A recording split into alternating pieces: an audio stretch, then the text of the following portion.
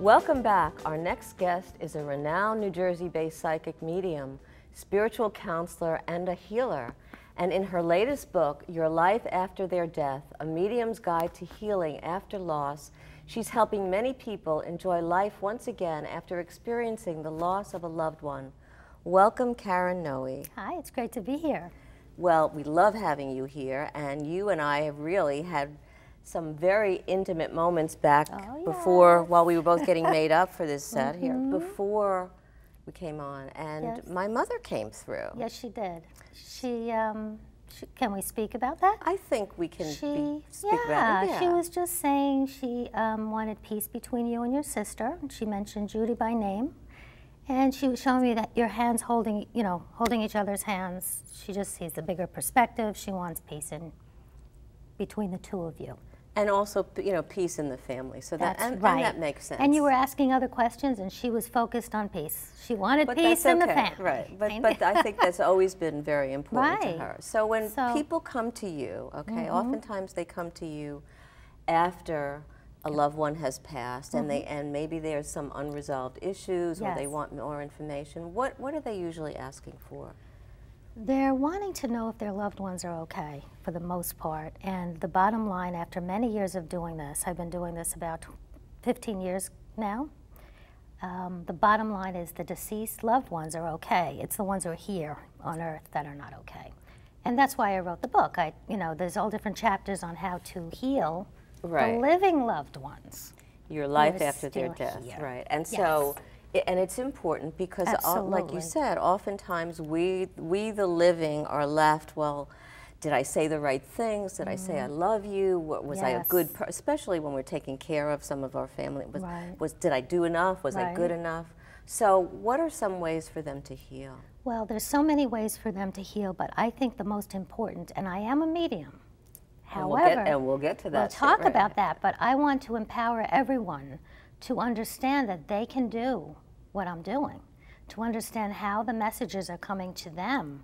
So it's not about me, it's about them, how they can learn how to do this. Which is important, because a lot of people need to know. I mean, yes, it's important, like I got that message from my mother, thank you, Karen. Yes. But it's also important to know that we can do that. Absolutely. So what are some ways that we can actually be able to get in touch with our loved ones? Well, the most important thing is to ask them to give you signs. Right. And there are so many signs that they're giving us. Well, I told you this.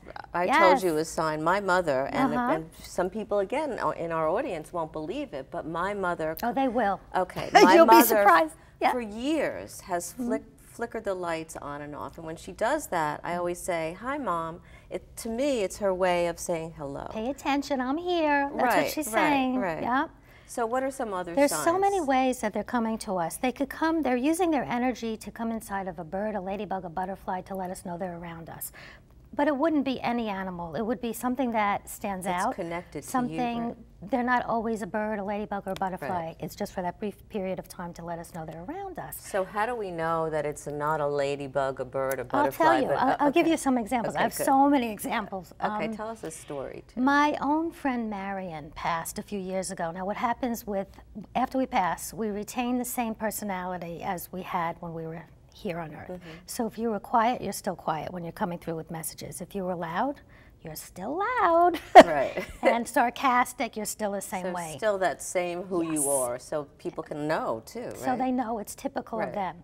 So my friend Marion was both loud and sarcastic. I loved her dearly, but that's what she was. Right. So I wrote her a letter, and that's one of the methods I talk about in the book, is to write our deceased loved ones a letter telling them how much you love them and if you want to forgive them, forgiveness and all of that.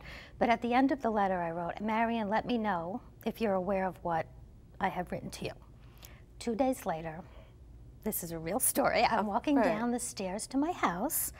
I'm putting the letters in my mailbox. I'm walking down, and there is a bird in the driveway screaming at the top of its lungs. Wah! Screaming. And my first response, because I know about signs, I said, oh my God, Marion, you're here. Thank you, Marion. Thank you so much. I'm crying. And my neighbors are looking at me like I've lost it. But the bird followed me. Now, birds don't typically do this. Flew, when I was walking down the path, flew next to me on top of the mailbox and just kept screaming at me. I had my cell phone in my pocket. I took it out and I called my son who was in the house and I said, Marion's here, quick, come outside. And he said, huh? I said, Tim, just come outside, Marion's here. And he witnessed the whole thing. So he gets you. Oh, he knows. Oh, okay, he knows. Oh, he knows. Okay, good. Oh, 2 he's days grown later, up with you, too. he's known. 2 days later, a mutual friend, a bird flew. She opened the sliding glass door to her kitchen. She just painted her house. A bird flew into the house. Let's just say dirtied all the walls, right, and then flew back out. And she called me up. My friend's name is Carol, and she said, Marion was here. I said, oh my God, what did she do to you? I'll tell you what she did to me. Thank you. We're going to be back with you right after the break. We'll have more with Karen Noe, and we'll be back in just a moment. So your friend.